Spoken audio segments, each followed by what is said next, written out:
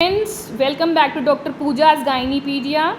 In today's session, we will discuss about the vacuum and forceps instrumental deliveries.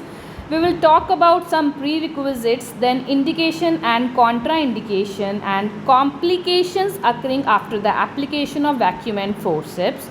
Then which one is better, vacuum or forceps, and then how to apply vacuum and forceps. Then starting with the prerequisites, it can be remembered by a mnemonic forceps.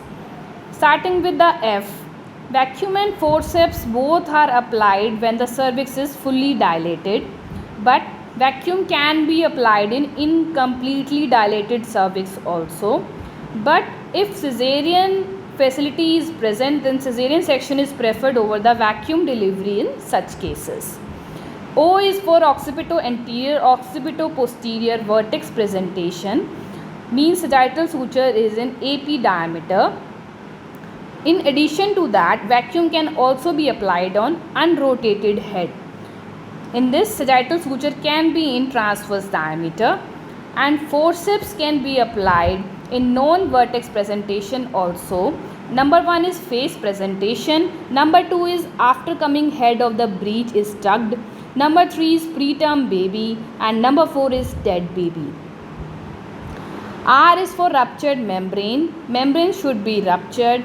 C is for informed consent must be taken, and CPD must be ruled out. For this you have to see that there should not be any caput or molding. Then E is for engaged head. For this you have to do a per abdominal examination, and it can be defined by method of number of fifth palpable above the pelvic brim. If the head is palpable by 1/5 or 0/5 above the pelvic brim, it is said to be engaged head. Then E is for empty bladder. Then E is episiotomy and epidural or regional anesthesia can be given.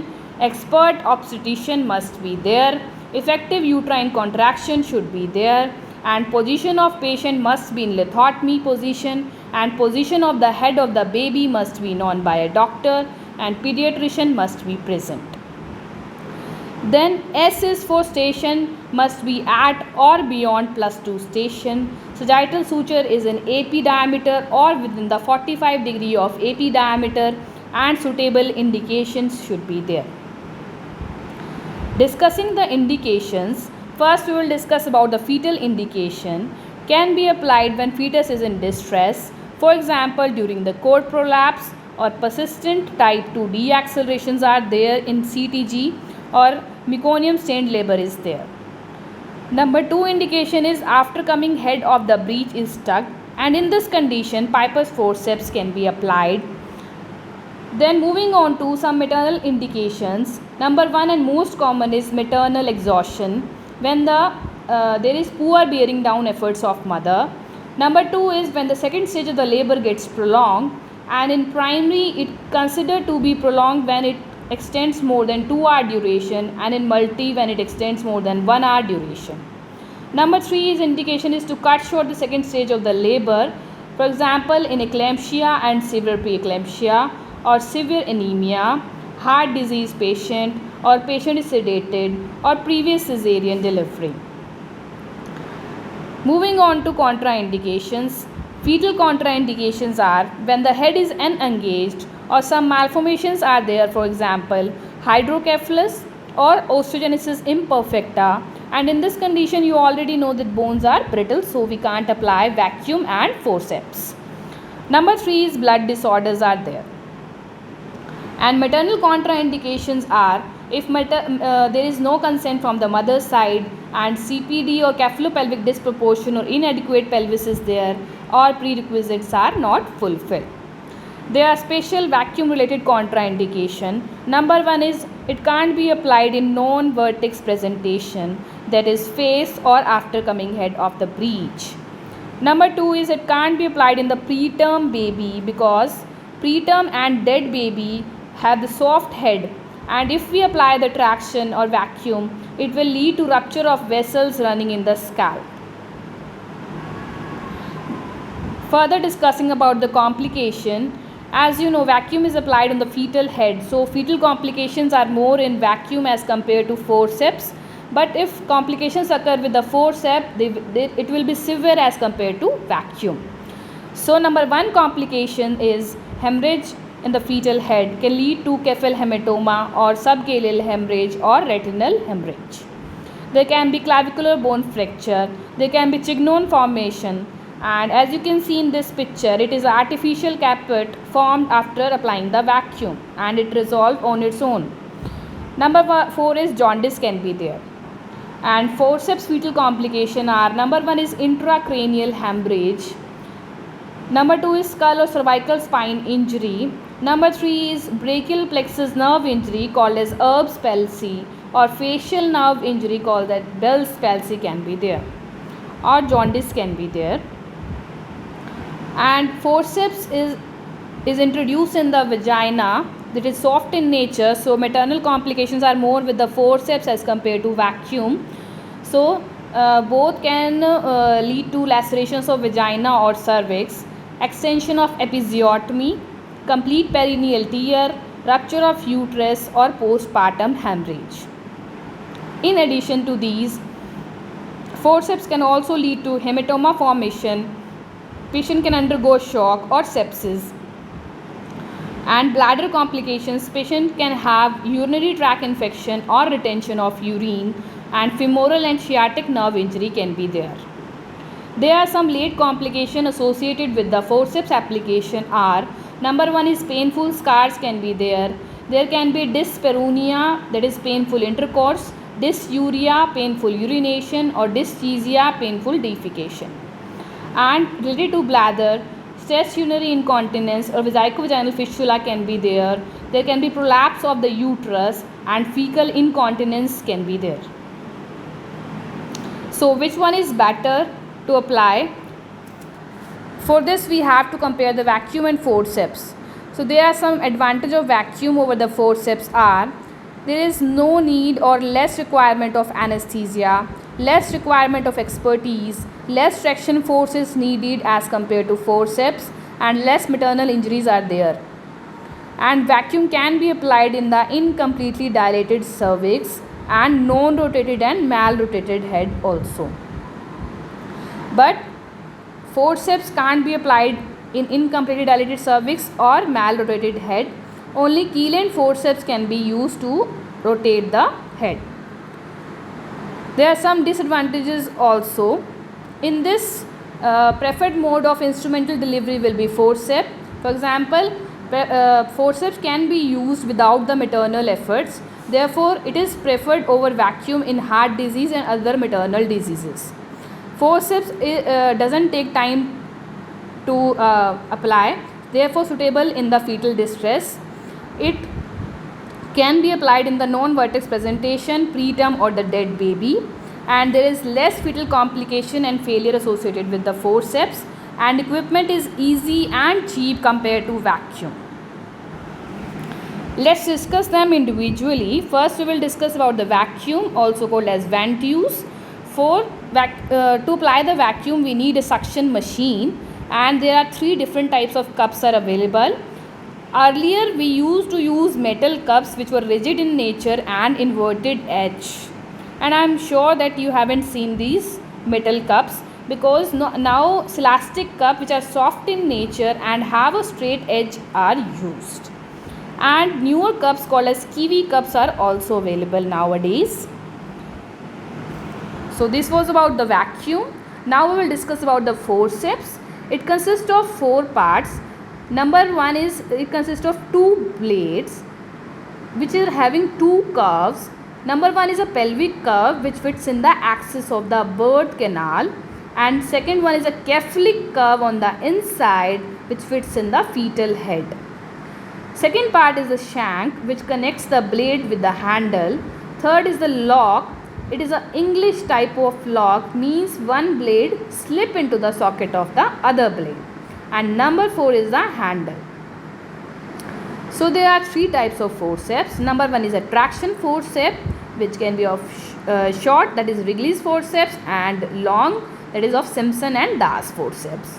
Rotational forceps are key-length forceps for deep transverse arrest to autorotate. And special forceps are Piper's forceps for the aftercoming head of the breech. Then how do we classify the forceps? There are, number one is outlet forceps, and Wrigley's forceps are used, means when the fetal scalp is visible at the introitus without separating the labia, or fetal skull is reached at the pelvic floor, or fetal skull is at the perineum. And sagittal suture should be in anterior posterior diameter or less than 45 degree of anterior posterior diameter. And low forceps are Das and Simpson forceps. These are used when the leading bony point on the skull is beyond or at +2 station and excluding the caput, and rotation of the head can be more than or equal to 45 degree. And mid cavity forceps is used when leading bony point is at 0 to +2 station and rotation can be more than or equal to 45 degree. And high forceps are used when the head is unengaged, means above 0 or ischial spine. And to let you know, mid cavity and high forceps are not used now, or they are outdated. So Wrigley's that is outlet and low forceps are used nowadays. And there are some pictures like this is Wrigley's forceps having an English lock, and this is Simpson's forceps. This is longer than Wrigley's forceps, and this is key-length forceps. This is not used nowadays. This doesn't have a pelvic curve and have a sliding lock as compared to Wrigley's and Simpson's forceps. Then before applying the vacuum and forceps, some techniques is used. Number one is prerequisites should be fulfilled. Patient's consent must be taken, and when presenting part is visible, then patient is brought at the edge of the table and in the lithotomy position. Then local parts are painted with a betadine and draped with the sterile sheets. Patient is catheterized and pervaginal examination is done to assess the status of membrane, cervix, presentation of the fetus and station of the fetus and sutures condition. Then anesthesia can be given, pudendal block or perineal infiltration can be done, and they can be topped up with the epidural anesthesia. And right mediolateral episiotomy is given. It can be given before instrument application or during the traction when it stretches the perineum. Then we will discuss then how to apply the vacuum. To apply the application of the vacuum cup, convenient cup size is selected. Then we need to lubricate the cup and introduce in the vagina, and center of the cup is placed at the flexion point. So what is a flexion point? It is the point where the cup is applied and it is 3 cm far away from the posterior fontanelle and 6 cm away from the anterior fontanelle. So what happens if we applied it some anteriorly? It will lead to extension of the head, and which will lead to failure of vacuum application, and it will increase the trauma. Then after application we need to create the vacuum, but before this we need to confirm that no maternal tissue is entrapped between it. Then cup is connected to suction machine and vacuum is created at the rate of 0.2 per kg per centimeter square per minute until 0.8 kg per centimeter square, or you can say 580 to 600 millimeter of mercury, and it takes 1 to 2 minutes to create this type of pressure. Then traction is applied by two hand techniques. In this, left hand is placed at the edge of the cup, so you can press against the scalp to avoid the pop-up of the cup, and right hand is used for the traction along with the uterine contraction. Then traction will be first it is applied in the downward direction, then horizontal, and then forward and upward pull is given. And you need to stop or abandon the vacuum application if 3 pulls failed or it extends more than 20 minutes. So this was about the vacuum application. Now we will discuss about the forceps application. For this, first we have to identify whether it is a right or it is a left blade. And this can be done by holding them in the locked position in front of the patient with pelvic curve facing upwards and towards the patient. Then first left blade is applied using the left hand of the doctor towards the left side of the patient, along with the right hand introduced to guide the forceps and to protect the vaginal wall. In this picture you can see left hand is held in a pen-like fashion between thumb and two fingers parallel to the inguinal ligament. It is initially blade is vertical, then by pressing the handle heel with the thumb of the right hand it will lead to fit in the fetal head, and then it is depressed in the horizontal direction. And in a similar way right blade is introduced. Then it is checked if the blades are applied correctly or not. First sign if the blades are correctly applied is blades will lock easily without no space in between, and they are equidistant from the sagittal suture as you can see in this picture. But if they are incorrectly applied, they will not get locked and they are not equidistant from the sagittal suture. So if we see from the side, ideal position where the forceps are applied in occipitomental diameter. Then we have to hold the locked forceps by introducing middle finger between the two shanks and index and ring finger on the either side of the finger guard.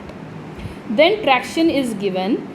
First we will discuss in occipito anterior position.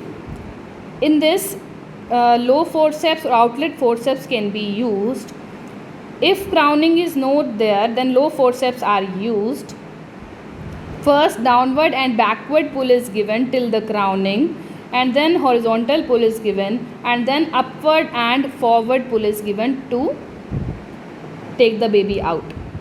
And if crowning is there, then outlet forceps or Wrigley's forceps are used, and in this horizontal pull followed by upward and forward pull is given. Then traction in the occipito posterior or face to pubis delivery is given. First horizontal pull is given till the root of the nose comes under the pubic symphysis. Then upward pull is given till the occiput emerges, and then downward pull is given to deliver the face by extension. And for after coming head of the breech, Piper forceps is used, which is long in size and due to increased shank size, and it is having less pelvic curve. So what to do if there is failed forceps? First we have to start the IV drip with the RL or 5% dextrose solution. Administer the parenteral antibiotics.